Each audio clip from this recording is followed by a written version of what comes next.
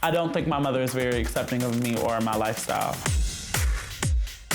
I would technically identify under the queer or questioning. The Q can kind of go both ways. As long as I can remember, I've always been called like gay or like queer or like a or stuff like that. I didn't want to play sports. I wanted to play with Barbies. I like long hair. I like pretty lashes. I like things that come in pink. I just like pretty things.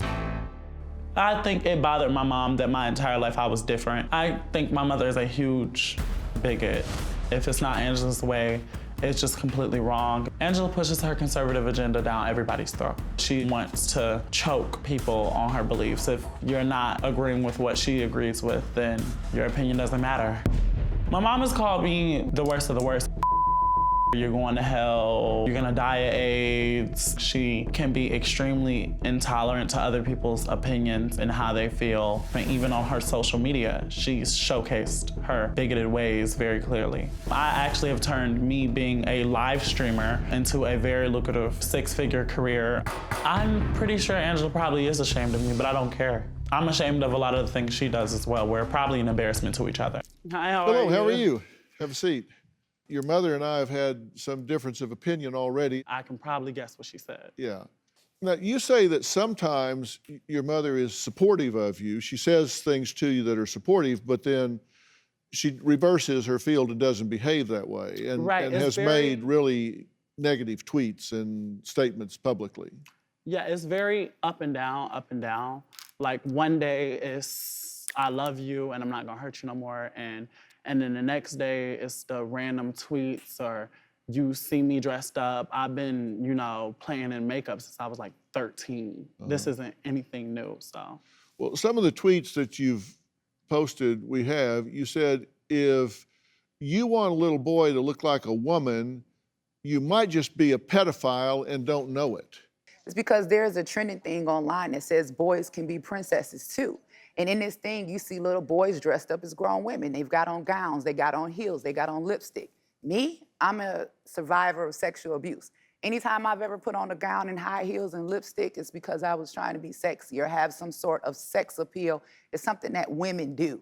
So to suggest that a little boy, and it clearly says little boy, 5, 6, or 7 years old should be walking around dressed up like a grown woman, and if you look at it and like it, you might just be a pedophile and don't know it. LGBTQIA defines adults by their sexual preference. Now they're trying to convince us that it's okay to look and define children the same way.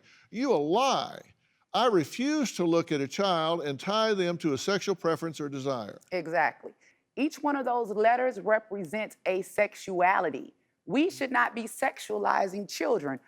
I don't want to lose my son. Do you think your child has the right to self-define, to have a mind not controlled by mother? He absolutely has a right to do that, but he also has a right to respect me as his parent.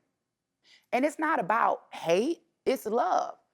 I just don't have to accept my son as a woman. It is hate. I think it's You hate. believe it's hate because I'm not doing what you want me to do. It's not about you doing what, it's not about at all about you doing what I want you to do. Have I ever told you that I hated you? It's about, you might as well have. Okay. So let's take the whole dressing as a woman thing out of it. Let's say that I was sitting across from you, the perfect son you could have imagined. Some of the things you have said to me are hateful. You're living a promiscuous she said lifestyle. to you, I hope you burn in hell.